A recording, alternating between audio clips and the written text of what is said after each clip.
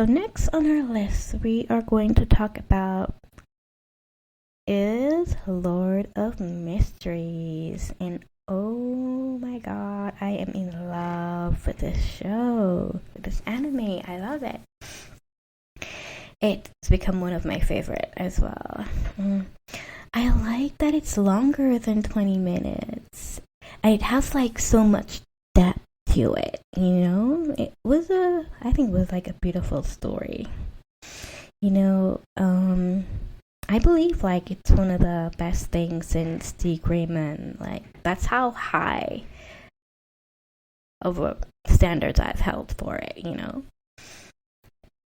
Alright, so it starts out with a young man transferring into another world. But even though he transferred to another world through magic summons, it wasn't like the usual magic summons that we're used to seeing. It was completely different.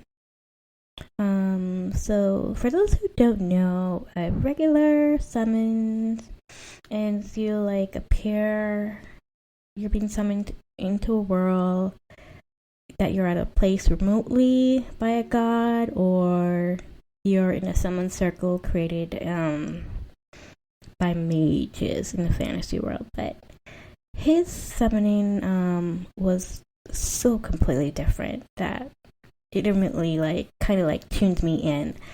He was summoned into a dead body, and that right there, like I was like, oh, this is going to be good. And it wasn't your typical fantasy world that he was summoned to. It was more like a different version of Earth with the same countries, but they're just magical and more mysterious.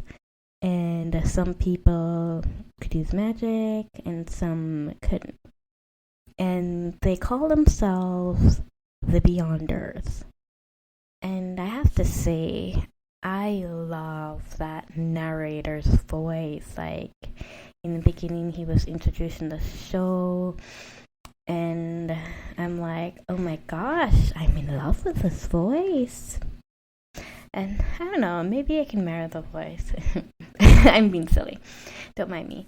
Let's see. I should look up the names of the characters. Anyway, I digress. So the narrator was explaining that there are at least 20, maybe 26 or 22. I'm basing this off memory, y'all, and I would not look it up because I don't want to. I'm not feeling the looking up vibe.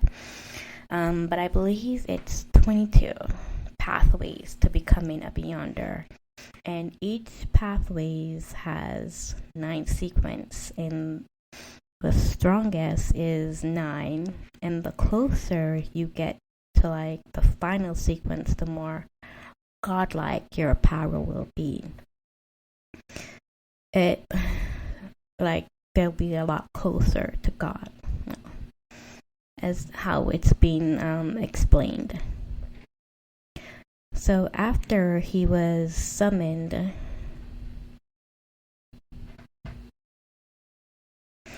in the interesting way that I think was summoned,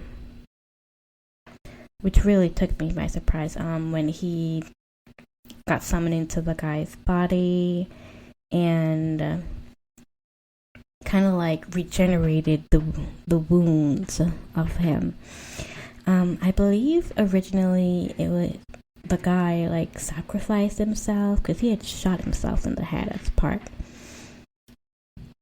As they seem like he was compelled to do so, like he didn't do it intentionally. And from what I observed from the story, I believe like the madness of the magic drove him to do that. And it all happened because of a book called The Antigonus Family Treasure. that he and a few of his colleagues got a hold of. And it turns out that they were given this book by one of the Dark Society members. I don't know why I said dark, but that's all the word I can come up in my mind with now. So it's gonna be Dark Society. If you want to know the name, the correct name that they're called themselves, please watch the show Lord of Mysteries. So the Dark Society had a hold of the notebook, but they weren't like getting anywhere with it revealing more, the book revealing more of its powers. So they took a gamble in order to make progress. So they gave the book out to see if the new page will reveal itself in its new owner's hands. And I believe that the book chose that guy and summoned him. The summon is speculated to be was like, I believe it became part of like a ritualistic, and I think it was like the will of the book, like through the sacrifice that happened, that summoned him here. So the originator, the dark plot, the Dark Society reasons could have like factor in as to why he came into this world, but I don't think they meant for him to come into the world. It just like turned out that way.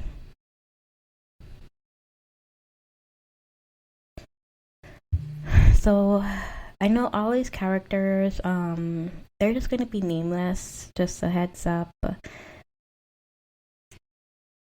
So if you're interested in knowing the name of the summoned guy, and like I said before, you can watch it yourself. Alright, so back to the show. So he was summoned into the body, and he revised the gun wound, the bullet wound that was done to his head, and repaired himself. And there was like blood splatter on him, the notebook, and he woke up with a gun in his hand. He saw himself. I think there was like, he saw himself with a gun, and he was like trying to figure out like what was going on. And I believe he called his summons transmigration. So he transmigrated into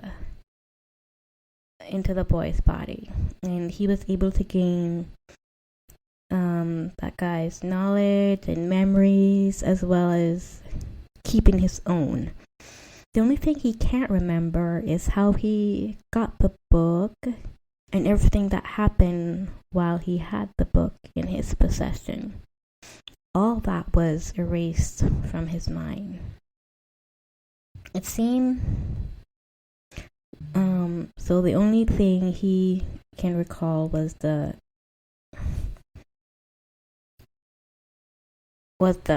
everything. Well, let me put it simply. The only thing he was able to recall was other memories except anything that had to do with the book.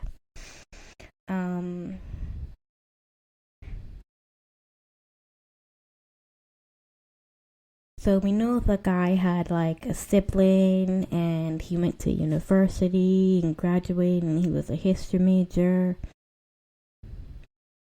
And so while he was trying to like recollect himself, his sister knocked on the door, and he was like, she didn't hear that gunshot, and was like, I was thinking the same thing too, because if there was family member home while he unalived himself, like, I'm surprised no one heard and like rushed to his aid or anything, but he was just there in the room still all by himself. And so after she like knocked I believe he was a middle child. He also had an older brother. So after she had knocked on the door and he spoke with his sister, he decided to leave the house for some fresh air. While he was out, the secret detectives, who are Beyonders, that keeps law and order, as well as trying to put a stop to the secret society evil plans, who are also Beyonders as well. There's a fun fact about the Beyonder's power is that you can lose control and turn into a monster as a drawback if you're not careful. So back to what I was saying, the detectives and their branch falls under the church order, which was why it reminded me of the Gray Men, because that's how the exorcist's power and connection to the church. Anyway, so the secret police was looking into the deaths of his other colleagues, and while on their way to his house, he was stepping out for a walk. So they began to tail him and watch over him. Also, it seemed like the evil secret people was doing the same, being as he was the only one that survived, was also tailing him. So like I said earlier, it may annoy you that I don't know the names of the secret society, but you're just gonna have to get used to it.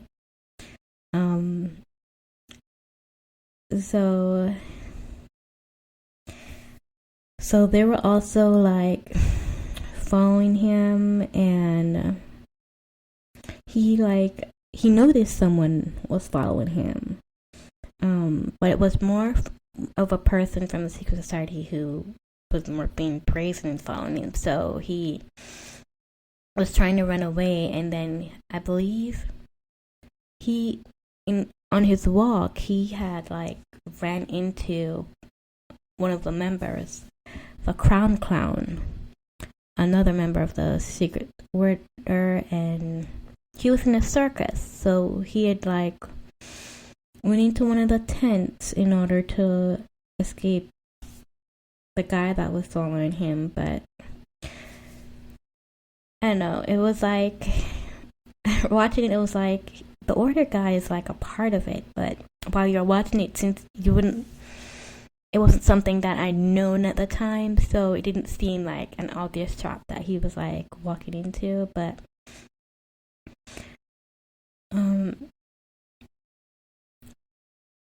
so we all know that secret society people have other lives apart from their secret society duties. So the Crown Clown, his day job was the circus, and so he had went into the tent, and it turned out to be a psychic's tent that he had went into,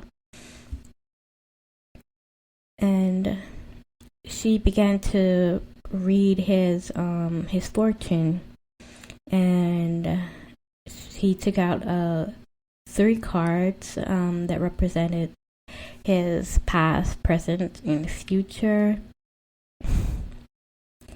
And his future was that he would be able to go back to his own time, but it will take some time before that happened. His present was he was a fool, which I found offensive, but he was okay with that, being that he had he's still getting used to his memories and not knowing where he's at, so he accepted that. So after his encounter, he met up with the police, kind of introduced themselves to him, and he gave his statement, and they wanted to take him in for questioning. And while they were doing so, he tried to escape, and naturally they used their beyond powers to catch him. And they were then able to search his memories to figure out what happened, see if he was possibly telling the truth, and to recover his lost memories.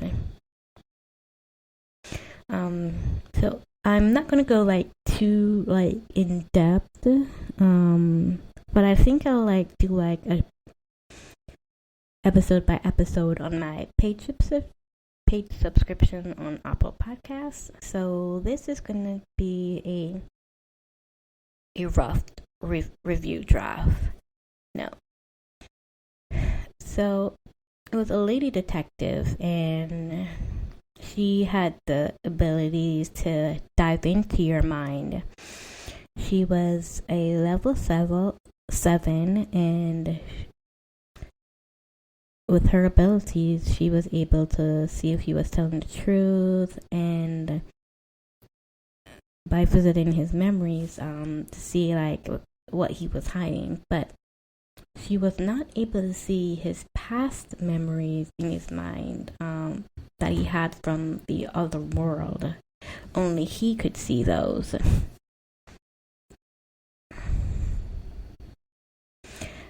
So all the memories that he had from before being transmigrated, she didn't have access to. There are 2 theories that I have with that. It's possible that because she doesn't have the power to see past anything that's not within her world. It's beyond her ability, or he has a hidden special ability that he was granted through as a protection through the will of the Antigonus notebook that is probably protecting him. And because while she was there, in his memories, he saw his mom and dad, and he did notice that she wasn't able to see, so that kind of why I came up with those theories. So after that ordeal, the police offered him a job to become a Beyonder, since they can't constantly watch over him, because they now know that the secret society would be after him, so he has to learn to protect himself, and by joining them he will be able to do so. So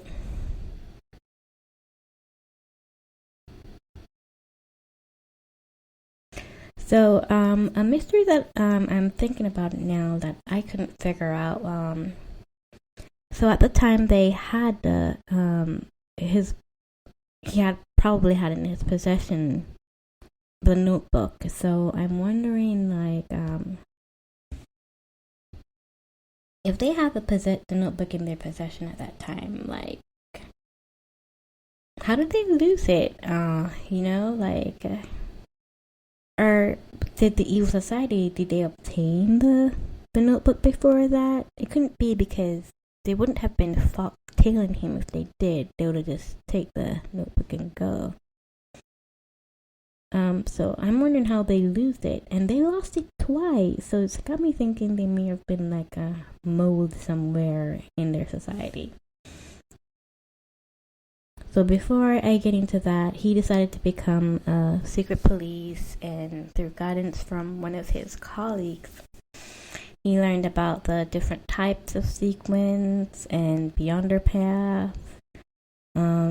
He also got a chance to read through the journal of the first king, who apparently was of his world, and he was able to read the the language because it was in his language, and then no one from that world was able to figure out. But he didn't let on that he was able to read it.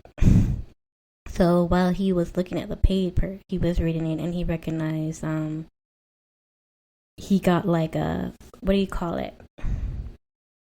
An inkling of like the path that he needed to choose, because he wasn't sure which one to choose. So based on the notes that he was reading, he chose the pathway of the diviner. He also gained an extra skill that took him to another dimension, and it kind of gave King Arthur vibe. But instead of a round table, he created a long table, which coincidentally has 22 seats, representations of the different pathway. He was then able to summon a girl who was a princess and a sea captain to his dimension.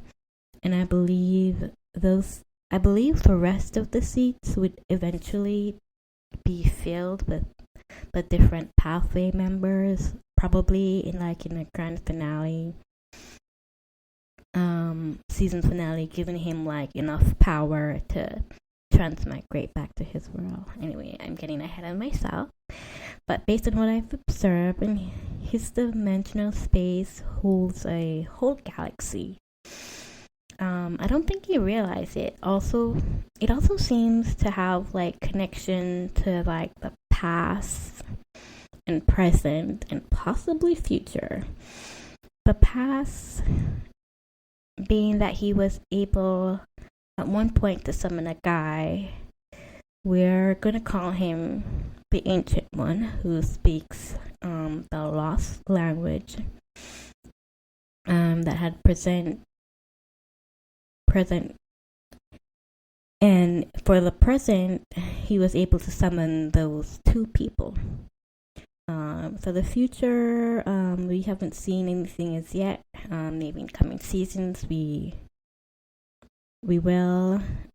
So the Ancient One, he had looked like it was like a descendant of him, not the transgraded him, but the present him. If that makes sense. I think I based that on the features. Maybe the drawings of the characters are just too similar, but they looked alike.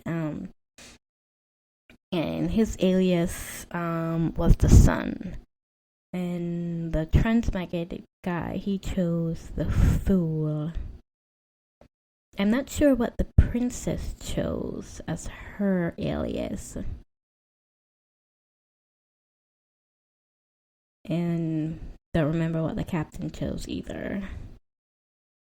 Oh yes, I believe the captain chose the Hangman as his alias name.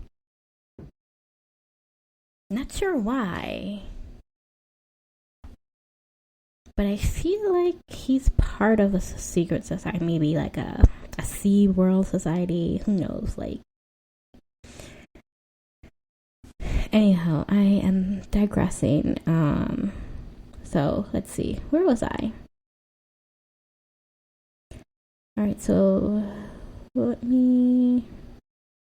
Alright, so I've lost my train of thought. So I hope like in the second season, it's a bit more, we can like see a bit more of his dimensional world, and I would like to see like the conclusion of what would like happen to the guy who was summoned and called himself the Sun, you know. So to continue, to sum it all up, his journey was just amazing, and he continued to grow and become stronger and leveling up to another sequence. So in order to move into another sequence, you have to make these potions. and be able to digest the potion. The more you're able to digest the potion, the stronger you become. And once the potion is fully digested, you have mastered that sequence. And then you make another potion to obtain the new sequence. And that's all. So the evil guy's plot, he used to be part of the church. So I believe they are, or they might be traitors within the church, which probably put into factor how they lost the notebook to begin with. So the evil guy stole a relic with great power from the church when he left. He took a pen that allows the author to write many possibilities until they have the desired outcome and the most dangerous relic to possess. And of course, like, every relic has a level of danger that's safe, and kind of like how I mentioned, like SS class or something like that. So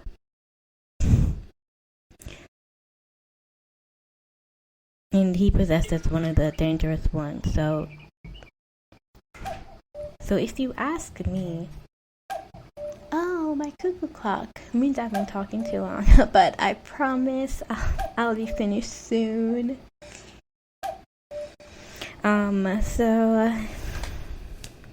Yeah, about an hour. Wow. So if you ask me, like, that pen, I think it's more like a sister to the Death Notebook, if you ask me. So leading up to the final battle, the evil man had, I believe he had, like, is it the evil man? I think it was one of the evil guy. Or he had gotten, one of the evil guy, he had gotten, like, a lady. He had met a lady, one of the rich high society ladies. He had scammed her and gotten her pregnant, and later kidnapped her and kind of like used her unborn child as a vessel to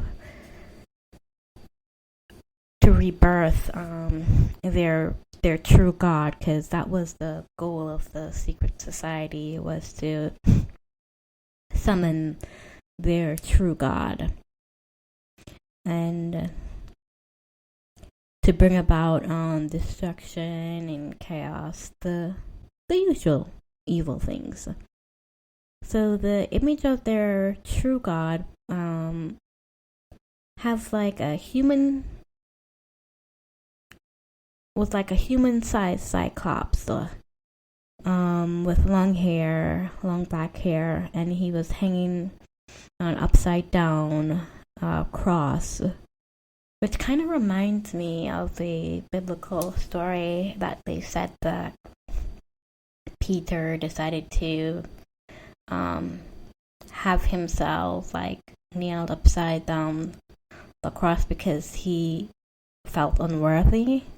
And then somewhere along the line, it became an evil thing to be, to have the cross upside down.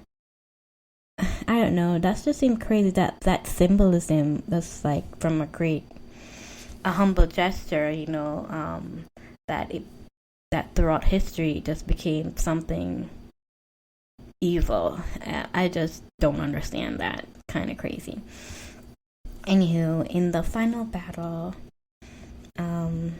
like the choices that were made to stop the birth of the evil god created an outcome for the evil churchman to obtain another relic to make himself stronger, killing the captain and the transmigrator, which was so sad. And I was like, that was like such a sad ending. But then there was another ending, like a secret Marvel ending. It was like a Michael Jackson thriller film. Like after the funeral, the transmigrator regenerated and came crawling out of his grave. And I was like, what? Oh my god. Oh my god, I just remember his name. His name is Mariotti. Mariotti. That's the name of the transmigrator. The body that he transmigrated is Mariotti. So well, it's never too late. That's what they say. It's never too late. And Mariotti woke up and became a full-fledged crown clown. And I believe his resurrection was made possible by the will of the Notebook. That scene was just so epic.